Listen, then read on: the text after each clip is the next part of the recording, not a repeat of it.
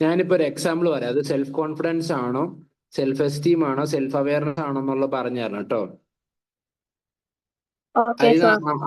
അറിയുന്ന ആരാണെ ഫസ്റ്റ് പറയണേ. അപ്പൊ എക്സാമ്പിൾ എന്ന് പറഞ്ഞാല് ടീച്ചർ ഒരു ക്വസ്റ്റ്യൻ നമ്മൾ ക്ലാസ്സിൽ ചോദിക്കുകയാണ്, നമുക്ക് അതിന്റെ ആൻസർ അറിയാം, പക്ഷെ നമ്മൾ അത് മിണ്ടാതിരിക്കുകയാണ്. അപ്പൊ അത് എന്ത് കുറവുള്ളത് കൊണ്ടാ? പേടിയുള്ളതുകൊണ്ടാ. നമുക്ക് പേടിയുള്ളതുകൊണ്ടാ. പറഞ്ഞ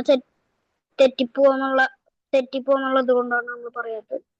പേടിയുള്ളതുകൊണ്ട്. നമ്മൾ അതിന് ആൻസർ ചെയ്യുകയാണെങ്കിൽ അതിപ്പോ എന്താ, നമ്മൾ അറിയത്തില്ലെങ്കിൽ ഇപ്പോൾ നമ്മൾ ട്രൈ ചെയ്യുന്നുണ്ട്, ആൻസർ പറയാൻ വേണ്ടി ട്രൈ ചെയ്യുന്നുണ്ട്. അപ്പൊ അത് എന്തുള്ളത് കൊണ്ടാണ് നമ്മൾ പറയുന്നേ? നമുക്കത് നമുക്കത് നേടിയെടുക്കാനുള്ള കോൺഫിഡൻസ്. Correct correct. കോൺഫിഡൻസ് ഉള്ളതുകൊണ്ട് തന്നെ കേട്ടോ. ഇനി രണ്ടാമത്തെ ഒരു ചോദ്യം എന്ന് പറഞ്ഞു കഴിഞ്ഞാല്, നമ്മുടെ കൂട്ടുകാരെ നമ്മളെ കളിയാക്കുക, നീ നല്ല, you are not a good എന്ന് പറയാം, നീ ഒരു നല്ലവനല്ല എന്നുള്ള രീതിയിൽ പറയാം.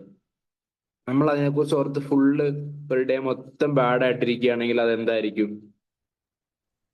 അത് നമുക്ക് ഏതായിരിക്കും? നമ്മൾ തന്നെ എല്ലാവരും എന്തുകൊണ്ടും പറഞ്ഞത് നമുക്ക് നമ്മളെ തന്നെ നമുക്കൊരു വിശ്വാസം ഉണ്ട്. നമുക്ക് എല്ലാം ചെയ്യാൻ പറ്റുന്ന ഒരു ഇതുണ്ടെങ്കിൽ നമുക്ക് അതൊന്നും ഒരു പ്രശ്നമില്ലാണ്ട് നമുക്ക് പൊക്കോളും. ഒരു പേടിയില്ലാണ്ട് നമുക്ക് അതിന്റെ പേരെന്താ? സെൽഫ് കോൺഫിഡൻസ് അല്ലേ? Self self awareness. Self awareness അല്ലല്ലോ, നമ്മൾ വേറെ ഒരെണ്ണം പറഞ്ഞില്ലായിരുന്നു? Self esteem. Self esteem. Self esteem. Okay sir.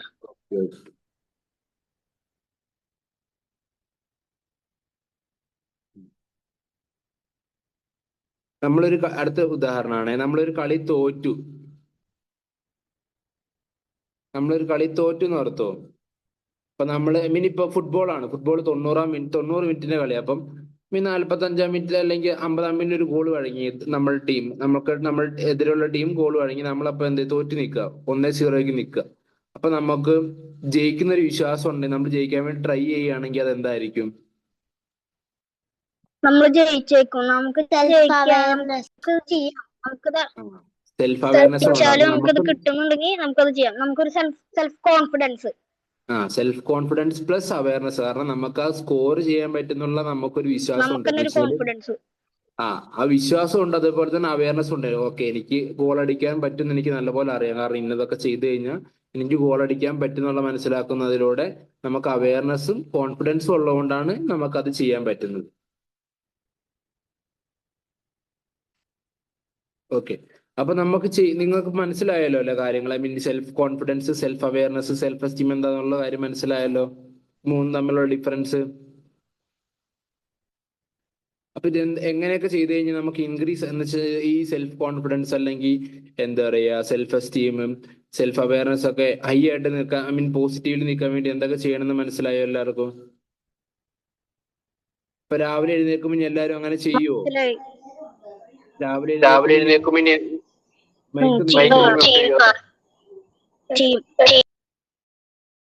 ചെയ്യും.